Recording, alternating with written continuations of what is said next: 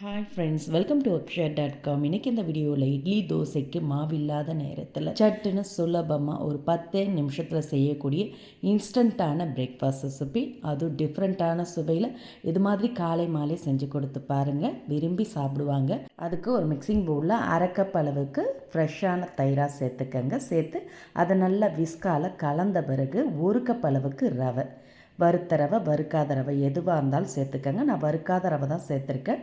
அதே கப்பில் 1 கப் அளவுக்கு தண்ணீர், 1/2 டீஸ்பூன் அளவுக்கு உப்பு சேர்த்து நல்லா கலந்துக்கங்க. 1/2 கப் தயிர், 1 கப் அளவுக்கு தண்ணீர், 1 கப் அளவுக்கு ரவை சேர்த்திங்கன்னா கரெக்டாக இருக்கும். இப்போ இதை அப்படியே ஊறட்டு, ஒரு 5 நிமிஷம் ஊறினா போதும். அதிலே ரவை ஊறி நல்லா திக்காக சாஃப்டாக வந்திருக்கு பாருங்கள்.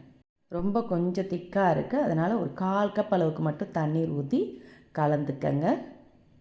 ரொம்ப திக்காகவும் இருக்கக்கூடாது, தண்ணியாகவும் இருக்கக்கூடாது.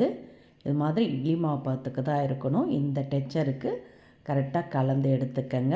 இப்போ இதோட நல்லா பொடிசாக கட் பண்ண 2 பச்சை மிளகா, கூடவே கொஞ்சம் இஞ்சியும் பொடிசாக கட் பண்ணி சேர்த்துட்டு, இது கூட சின்னதாக ஒரு வெங்காயம், 1/4 கப் அளவுக்கு பொடிசாக கட் பண்ண குடை மிளகாய், ஒரு மீடியம் சைஸ் பழுத்த தக்காளியும் கட் பண்ணி சேர்த்துக்கங்க. ஃப்ரெஷ்ஷான மல்லி இலைகளும் சேர்த்து நல்லா மாவோடு கலந்துக்கங்க.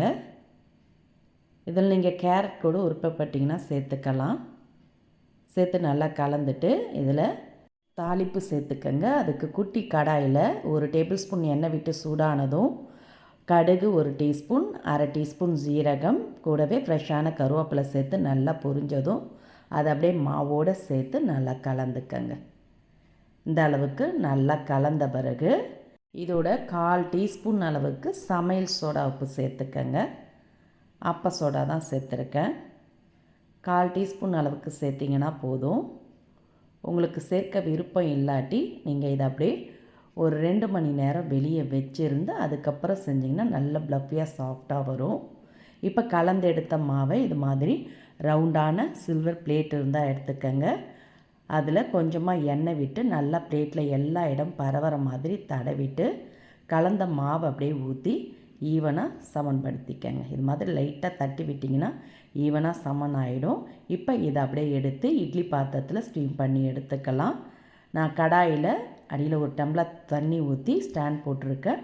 அது மேலே இந்த பிளேட்டை வச்சு அப்படியே கடாயிலே நீங்கள் ஸ்டீம் பண்ணி எடுத்துக்கலாம்.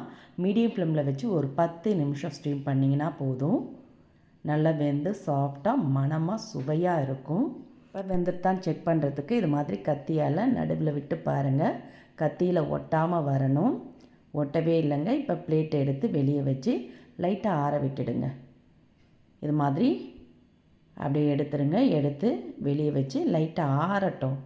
ஆறின பிறகு இதை வேணுன்ற சைஸில் கட் பண்ணிக்கலாம். நீங்கள் இதை ஸ்கொயர்ஸாகவும் சின்ன சின்னதாக கட் பண்ணி எடுத்துக்கலாம். ஆறின பிறகு கட் பண்ணிங்கன்னா தான் ஷேப் கரெக்டாக வரும். கொஞ்சம் ஆறி இருக்குது. இப்போ இது மாதிரி ரவுண்டு டம்ளர் இருந்ததுன்னா எடுத்துக்கங்க. இல்லாட்டி குட்டி பவுல், டிஃபன் பாக்ஸ் மேல் முடி எதுவாக இருந்தாலும் சின்ன சைஸில் பார்த்து எடுத்துக்கங்க. அதால் கட் பண்ணிங்கன்னா கட் ஆகணும். இப்போ பாருங்கள், இது மாதிரி டம்ளர்லேயே நான் ரவுண்டாக கட் பண்ணி எடுத்துருக்கேன். பார்க்கவும் நல்லாயிருக்கும், எடுத்து சாப்பிடவும் ஈஸியாக இருக்கும். இது மாதிரி எல்லாத்தையுமே கட் பண்ணி எடுத்துக்கங்க. கட் பண்ணிவிட்டு எக்ஸ்ட்ரா இருக்கிறதையும் நம்ம ஷாலோ ஃப்ரை பண்ணி சாப்பிடலாம். நல்ல சூப்பராக இருக்குங்க. எத்தனை பீசஸ் வருதோ அத்தனை பீசஸை கட் பண்ணி எடுத்துக்கங்க. பாருங்கள், இப்போ எல்லாத்தையுமே கட் பண்ணிட்டேன். இப்போ அப்படியே எடுத்துடுங்க. எடுத்து இதை அப்படியே நீங்கள் சட்னி தொட்டும் சாப்பிட்லாம். கார சட்னி, வெங்காய சட்னிலாம் தொட்டு சாப்பிட்டிங்கன்னா அருமையாக இருக்கும். ஆனால் இதையே நீங்கள் ஷாலோ ஃப்ரை பண்ணி கொடுத்தீங்கன்னா சைடிஷ்லாம் எதுவுமே தேவையில்லைங்க. அப்படியே சாப்பிடவே சூப்பராக இருக்கும். மேலே கிறிஸ்பியாக, உள்ள சாஃப்டாக. இப்போ கட் பண்ணி எடுத்த பீசஸ் எல்லாத்தையுமே இது மாதிரி பேனில் ஒரு 2 டீஸ்பூன் அளவுக்கு எண்ணெய் ஊற்றி சூடான பிறகு அதில் எத்தனை சேர்க்க முடியுமோ அத்தனை உள்ளே சேர்த்து ஷாலோ ஃப்ரை பண்ணி எடுத்துக்கங்க. இது மாதிரி வரிசலாக கேப்பு விட்டு சேர்த்துருங்க. சேர்த்து ஒரு சைடு செவந்ததும் திருப்பி போட்டுக்கங்க. இதே மாதிரியே எல்லாத்தையுமே திருப்பி போட்டு 2 சைடும் லைட்டாக செவந்ததும் எடுத்துடுங்க. நல்ல சூப்பராக வெஜிடபிள்லாம் சேர்த்துருக்கோம். ஃபில்லிங்காக ஹெல்த்தியாக அருமையாக இருக்கும். இதை நீங்கள் லன்ச் பாக்ஸில் கொடுத்து விடலாங்க. சைட் டிஷ்லாம் தேவையில்லை, அப்படியே சாப்பிட்லாம். இப்போ 2 சைடுமே செவந்து வந்திருக்கு. இது மேலே கொஞ்சமாக இட்லி பொடி இருந்ததுன்னா மேலாப்பில் தூவிடுங்க. தூவி இதை அப்படியே பிளேட்டில் மாற்றி சுட சுட பரிமாறி பாருங்கள். இன்னும் வேணும் கேட்டு வாங்கி சாப்பிடுவாங்க.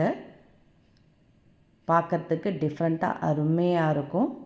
இதில் நம்ம சேர்த்த வெஜிடபிள் கடுகு தாளிப்போட நல்ல மணமாக சுவையாக இருக்கும். எப்போவும் ஒரே மாதிரி இட்லி தோசை செஞ்சு சாப்பிட்டு அழுத்து போனாலும் நீங்கள் இதை டிஃப்ரெண்ட்டான சுவையில் செஞ்சு கொடுக்கலாம். இல்லை வீட்டில் இட்லி தோசைக்கு மாவு இல்லாத நேரத்தில் கூட ஈஸியாக செஞ்சு கொடுக்கலாங்க. நீங்கள் எப்போவும் ரவையில் உப்புமா கிச்சடின்னு செய்யாமல் இது மாதிரி சாஃப்டாக அருமையாக செஞ்சு கொடுத்து பாருங்கள். இனி அடிக்கடி செய்ய சொல்லி கேட்பாங்க. இந்த ரெசிபி பிடிச்சிருந்தால் வீடியோக்கு ஒரு லைக் கொடுங்க. ஃப்ரெண்ட்ஸ் அண்ட் ரிலேட்டிவோட வீடியோவை ஷேர் பண்ணுங்கள். மறக்காமல் நம்ம சேனலையும் சப்ஸ்கிரைப் பண்ணிவிடுங்க. நன்றி, வணக்கம்.